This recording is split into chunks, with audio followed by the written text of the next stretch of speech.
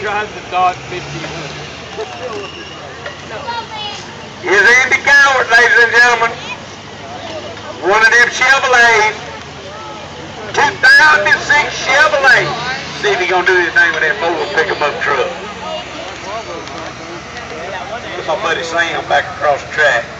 He's supposed to pick up a t-shirt. An orange one.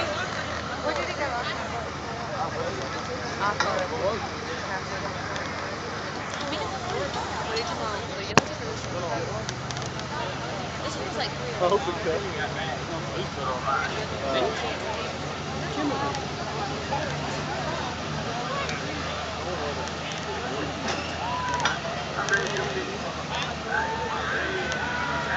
Come on, spoil it, Sunday.